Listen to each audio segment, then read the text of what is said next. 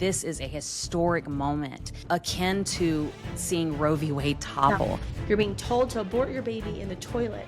And now we're actually flooding our waterways with chemically tainted medical waste, human remains, and we're actually finding them in tap drinking water. So this is a huge problem for anyone who's trying to get pregnant. I'll never forget the time we were outside of an abortion center and a woman was driven in to the abortion clinic, walked in, and then the man reversed, pulled out, and drove off. And she ran out to us on the sidewalk and she said, "Help, my pimp drove me here." Abortion is the most misogynistic practice of our day, to be able to pleasure themselves off of women and then not have to take responsibility. Welcome to the Elizabeth Johnston podcast.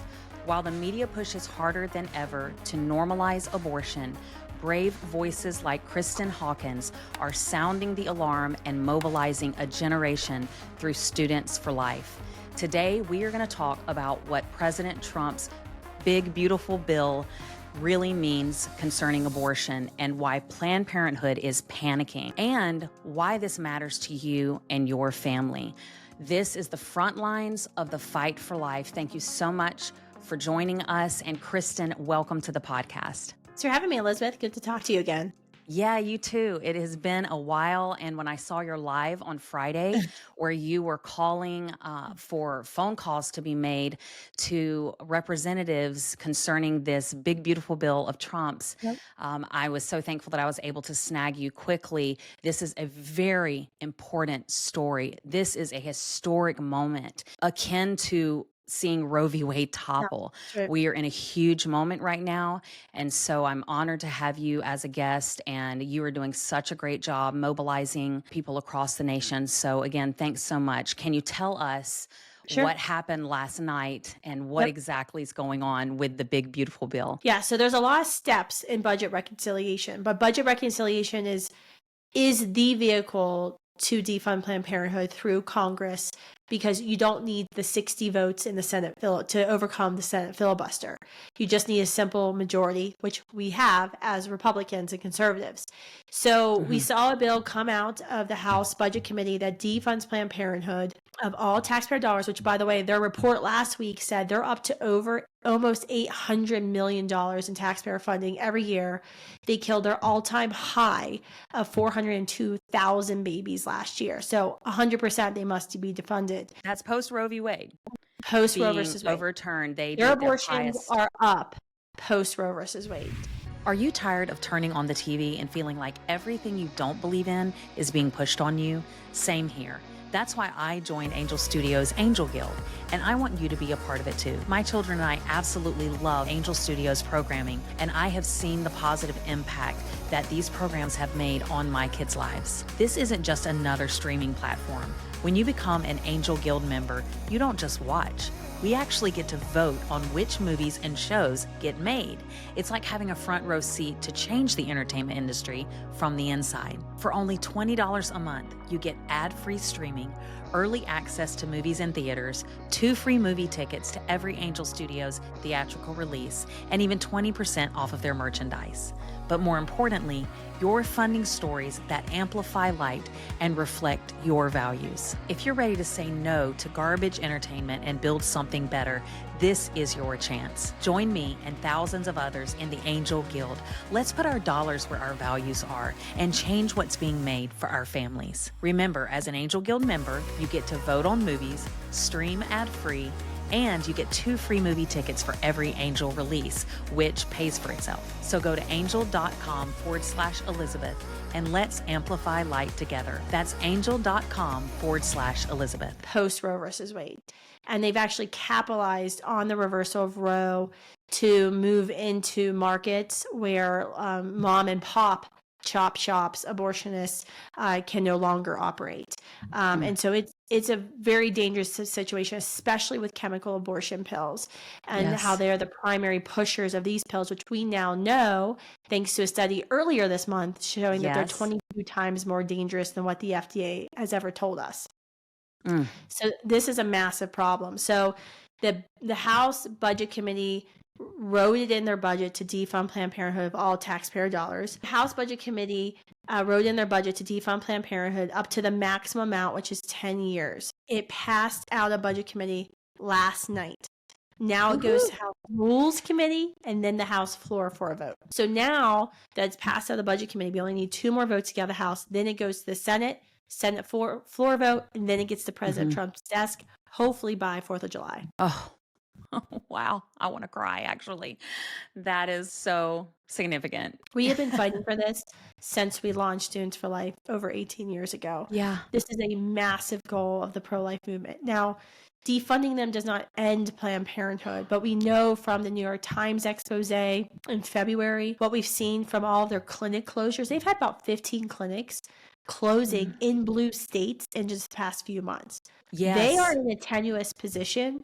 Yeah. So taking out 40% of their funding from us, the federal taxpayers, Huge. would be massive. And this is, like I said, this isn't the end, right? We're going to have to debar Planned Parenthood. We're going to have to prosecute Planned Parenthood.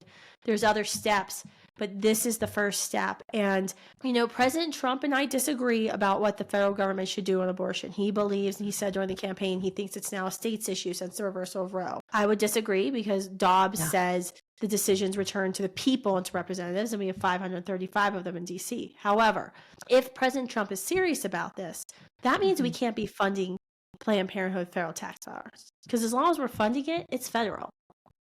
Yeah, such a no-brainer. I mean, imagine if our tax dollars were going to fund what the left would consider a right-wing lobby organization like the NRA. They would be up in absolute arms, right?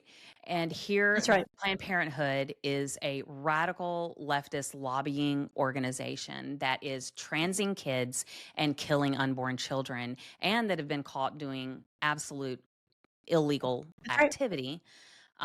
Yet to be prosecuted. That needs to be one of the next steps. It's such a no-brainer. Like, this is minimal achievement that we would not be utilizing our tax dollars. You spoke right to it. I mean, HHS just said a few weeks ago that Planned Parenthood is now the largest distributor of cross-sex, wrong-sex, sterilizing hormones for gender-confused people, and mostly teens. Even if you're not fully on board with ending abortion, even if you don't agree with me, you have to agree that giving teens who are gender-confused sterilizing drugs that will render them infertile for the rest of their lives is a really bad idea. There's a lot of reasons why they should be defunded. Now, really, the action item for us activists is we've got to get the moderates in the GOP to be on board and vote for this budget bill and not blow up President Trump's big, beautiful bill and allow the largest tax hike in American history to go through just so they can ensure that they can keep funding their friends at Planned Parenthood.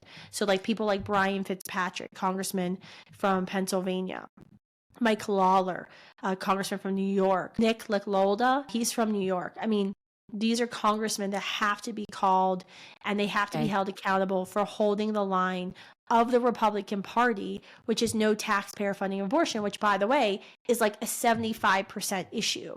Even pro-choice Americans don't want to see taxpayer dollars going to Planned Parenthood. The problem is we have allowed in the Republican Party, unlike the Democratic National Party, we've allowed people to run for office who are pro-choice, who are now serving in Congress.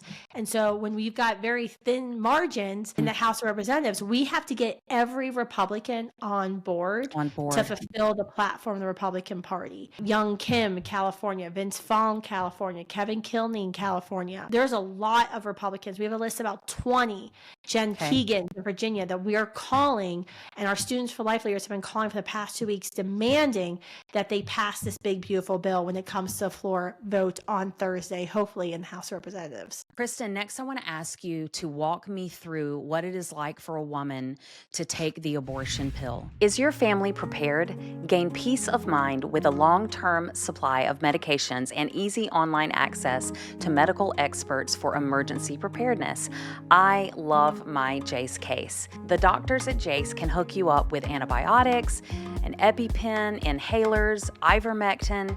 They have so many amazing medications that you can order in your Jace case. Go to jace.com today and use code Elizabeth. You get 20% off by using my discount code, and you are going to love the peace of mind of knowing that you have those items there for you or for your children in an emergency. When there was just a recent study that you've already referenced that Yep. was super powerful in explaining that the abortion pill is so much more dangerous than we have been allowed to think it was. Yep. And I mean, if you're a frontlines activist, if you know, I've been a sidewalk counselor for a very long time. I have been outside of abortion centers for 20 years with my children.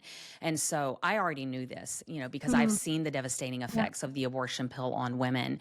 However, having this study come out to back this was really powerful. Can you describe what it is like for a woman and what the risks are for her when she takes the abortion pill? Sure. Chemical abortion pill, commonly known as RU46, is really a cocktail of two pills. The first pill is mifepristone. It was literally developed to kill babies. That's the only medicinal reason for it. And the New York Times had a glowing write-up about the French doctor who invented this pill. Mifepristone blocks progesterone, which feeds the baby. That's the hormone that allows the pregnancy to continue and allows the baby to stay alive. So you take that pill, which then should starve the baby, and then you take a second pill, mifepristol, which induces contractions. So if all goes according to plan, you deliver a dead baby in your toilet bowl or your bathtub or in your underwear. These are extremely gruesome and painful abortions because they happen in your home. They happen in college dorm rooms.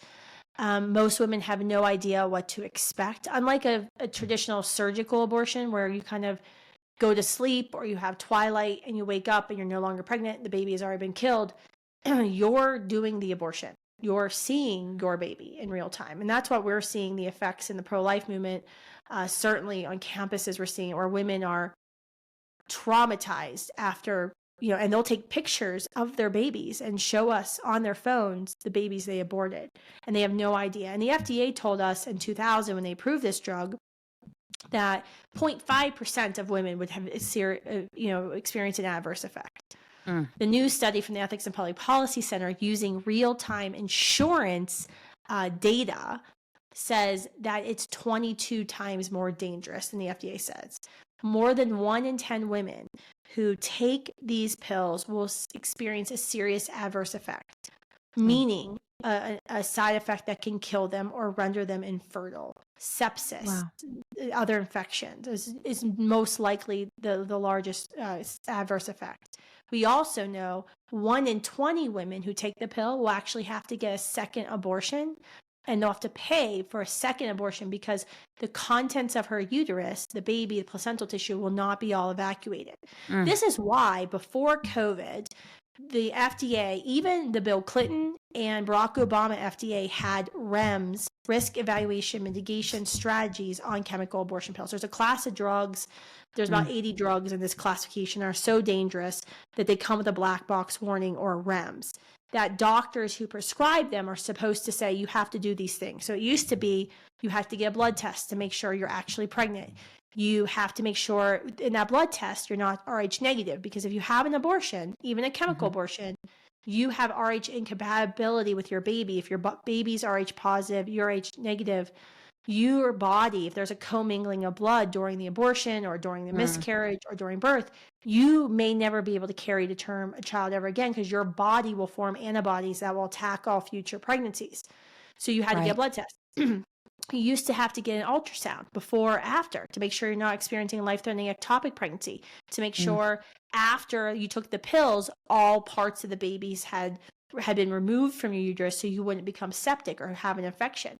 During COVID, December 2021, the Biden administration knew just weeks after the Dobbs hearing. So anyone who had a brain who listened to the oral arguments knew Roe was going to fall. What was happening on December 1st.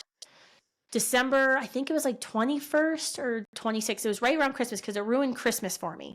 The FDA came out and said, you know what? Because of COVID, we're going to get rid of all the REMS on chemical abortion pills because it's too much forcing women to be exposed to COVID, to go to clinics to get an ultrasound or a blood test. And these pills are super safe. They did this because they knew Roe was going to fall. Wow. So they got Wow. rid of all of these REMS on these pills. And so And what we're seeing with REMS meaning cautions and protections that are required. yeah, I mean, these aren't even cautions that would protect the baby. They're still Right. pro-abortion, but these Yeah. were, things to protect women. Right. And they got rid of all of them. So chemical abortion pills are deadly. They lead to injury, infertility, and death of women. They are the drug of choice of sex abusers because if you are raping a woman or if you don't want anyone to find out and you want to keep abusing her, you can go to PlanCpills.org and in 5 minutes order chemical abortion pills to your front door. You can even be living in a red state, a pro-life state like Texas or Oklahoma that's banned abortion, and these pills are still being sent because pro-abortion states and attorney generals and governors are supporting legislation. Like in Vermont, they just passed a bill that literally their advertising is going to allow pharmacists to ship drugs illegally into pro-life states. It always amazes me that the left claims to be pro-woman and they are so pro-abortion and so pro-abortion pill. That's right. And the abortion pill and abortion in and of itself is one of the most misogynistic anti-woman practices in our generation. I'll never forget the time we were outside of an abortion center and a woman was driven in to the abortion clinic, walked in, and then the man reversed, pulled out, and drove off. And she ran out to us on the sidewalk and she said, "Help, my pimp drove me here and I don't want to go through with this." And we immediately got her to safety, got her to her mother, began to walk her through the process, exchange cell phones, and, we'll do whatever she needs to help her bring this child into the world and support her all the way through the process. But it was such an eye-opening moment for me because it was the first time that, I saw and heard out of the woman's own mouth that she was being trafficked and that she did not want to go through with this abortion. And so when I say abortion is the most misogynistic practice of our day, I'm not exaggerating. You're absolutely right. It is a tool of misogynistic men. It has never been more important that we protect our children from the dangers of smartphones. And that is why I am completely obsessed as a parent with Gab wireless products. For about 5 years now, I have been using Gab watches and Gab phones for my children, depending on what age they are. These watches have no pornography, no addictive games, no social media, no internet. It allows you to stay connected to your child. You can make phone calls, take pictures, send each other pictures, but there is no internet, no social media. I tell parents all the time about Gab wireless phones and watches. Go to gabwireless.com and use code Elizabeth to purchase a phone or a watch for your child today. And sex abusers. To be able to pleasure themselves off of women and then not have to take responsibility. Absolutely. That's the height of misogyny. Abortion is anti-woman, and every feminist should be opposed to it. Absolutely. You mentioned the FDA and this study. The FDA is not supposed to be ideological. It's right. It's supposed to be scientific and medical in its conclusions. And so how do we go from the number that you gave, I believe, was 0.5% risk with abortion pills to, what was it, 21%? It's more than 1 in 10. It's 22 times more dangerous than what the FDA says. Yeah, I mean, the first step is, and what we saw last week with RFK, thanks to Senator Hawley putting him on the hot seat on this, RFK Jr. has said he is asking Marty McCary, the FDA commissioner, to study the safety of these pills. So the first step is to study. The second step is to reinstate the REMS, the safety precautions on these pills for mothers. And the third step is to pull them from the market. And we've seen this in the UK, just like with the trans hormones, where the UK went so far left on chemical abortion, trans hormones. Now they're starting to pull back because they're starting to see the dangerous effects to their society. And these pills are the leading cause of abortion in our country right now. And so I don't have the time for that, but I can go into what it's doing to all of us because you have to think about, you're putting these anti-progesterone metabolites in your body, killing your baby. You're being told to abort your baby in the toilet. And now we're actually flooding our waterways with chemically tainted medical waste, human remains, that these metabolites that stop progesterone actually do not go inactive after they pass her body. And they are remaining active at the tap water. After they flow through the wastewater treatment plant, they are not being treated. And we're actually finding them in tap drinking water, which is a this has problem been for all of proven. us. Yes, I mean, we've already proven this. This is a huge problem for anyone who's trying to get pregnant, trying to stay pregnant. Progesterone is really important for the development of the male brain. We're all drinking anti-progesterone metabolites because more than 600,000 babies are being aborted into our toilet bowls every single year. And it's, like I said, this is a whole nother podcast topic that I wish I had time to go into today, and I've done a number of things on that in the past few months, but this is something that concerns all of us. Yeah, I mean, number one, it's gross. Number two, we have a crisis of not enough children actually in this country, as opposed to what the radical left would make you think, that we have a crisis of overpopulation. We actually are not replacing ourselves as a human race in America because we are having like less than 2 children. And so we are experiencing a crisis, and it may very well have something to do with this very issue of the water that we are drinking that is polluted by these abortion pills. So this is very important. We do need to continue to apply pressure to RFK Jr. And I thank you and Students for Life for always being at the forefront of that. I want to talk for a minute about how Planned Parenthood is transing kids. It is so alarming how they have just like a monopoly on not only transing kids and aborting babies, but also on sex education. Years ago, I was able to do a lot of exposure on this, and I launched a global movement called Sex Ed Sit Out, where we pulled the kids from the school in protest of gender-bending pornographic sex education throughout the school system here. And it was a powerful movement, and we raised a ton of awareness on this because people didn't realize Planned Parenthood is in your kid's public school. Yeah, I mean, this is a cycle of corruption, right? So they train their kids, to be promiscuous, and, to be promiscuous, to experiment.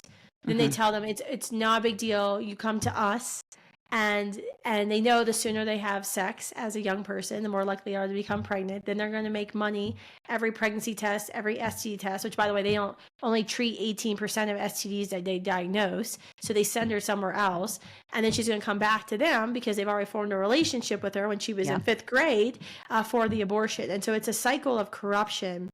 Totally corrupt. That they've really created for themselves. And then I call it kind of create a customer cycle, right? Because they're creating their own customers by engaging these behaviors. And now what we're seeing with the trans wrong sex hormones, it actually, I would argue, probably lives out the mission of Margaret Sanger even more than abortion, because Margaret Sanger actually wasn't pro-abortion. She was pro-sterilization, voluntary and forced sterilization, because she believes certain people shouldn't be allowed to reproduce. And that's now what they're doing, because they're sterilizing our young people and they will not be able to reproduce. And it goes into this whole nihilistic viewpoint that is out there now on campuses, we've seen, because of really the fear mongering we've done about climate change with this generation.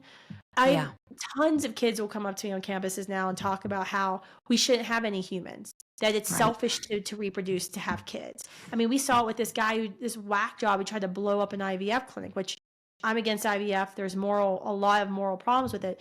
But in his manifesto, this crazy person said he wanted to attack pro-lifers because he was blowing up the IVF clinic, not because they were killing human beings inside or practicing eugenics. He was trying to blow up the clinic because he's against human reproduction.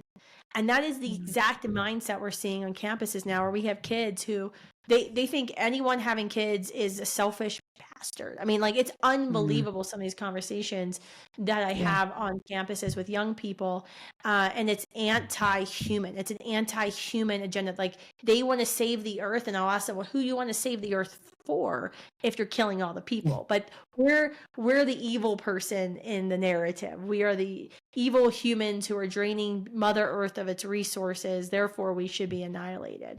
And so that's what they're playing into. And Planned Parenthood has been there and profiting off of that every step of the way. What gives you hope for Gen Z right now as you are on campuses and interacting with Gen Z so much? Yeah, I mean, I certainly see the worst and I see the best of this generation. And I think, the worst is that we are now dealing with a post-Christian culture. And we assume everyone knows the gospel story or narrative, even if they don't believe it. They don't. And that's the thing that hurts the most, is because now I'm talking to a generation of people who don't know why they were created or if they have any value. They cannot answer the question easily, do you have any value? And we're trying to convince them that aborting a child who they can't see, that they maybe don't have a relationship to, is morally wrong, because that human has value, is created on purpose by a creator. That's a very hard kind of bridge to cross. That's the worst. The good news is with this generation is that when they can be told the truth, when they are reached, they are unstoppable. They are a justice-minded generation. They've seen change happen with the stroke of a keyboard, just through some tweets, just through some reels. They know that change can happen and they can be a change agents. It's getting them to the point to understand the injustice and the violence of abortion and why abortion is the fundamental human rights violation of our day, why it's the issue they should put their time, their most valuable thing, their time into. That's the challenge. But what we see, Students for Life, we feel like we're so honored to be like this talent pipeline of the pro-life movement, where we're able to take young girls like Morgan, who literally wrote a paper about why she favored forced abortions in China, who was approached by a Students for Life leader on her campus, became pro-life, went on to lead her Students for Life group, and now is serving full-time in the pro-life movement. These young women, Morgan, I got a text message from last week, who was going to abort her son, saw a flyer on campus from a Students for Life group, found my videos from my campus tours, watched all of our videos, poor thing, chose Life for Hudson, and then sent me a thank you text message last week because she graduated with a BS in nursing with her baby boy in tow. Wow. We had these incredible stories of courage and hope, but it's getting to them is the challenge, and teaching them, one, that they have value, and then of course that these preborn children have value just like them. Yes. Well, you're doing an amazing job. Keep it up. Keep standing. We're right here with you. And everybody, make these phone calls that we mentioned earlier in the episode. Thank you so much, Kristen. God bless. Don't forget to subscribe to my YouTube channel and go to my website, elizabethjohnston.org, and subscribe to my newsletter. We have built an incredible community together, and we love sending you weekly updates and articles. Thanks so much. If you were blessed by this podcast and want to partner with us, and you're watching by YouTube, you can click on the links below. If you're watching via the podcast app, you can go to my website at elizabethjohnston.org. There's never been a more important time to teach our children the sanctity of human life. Get my illustrated pro-life children's book, Little Lives Matter, at my website, elizabethjohnston.org.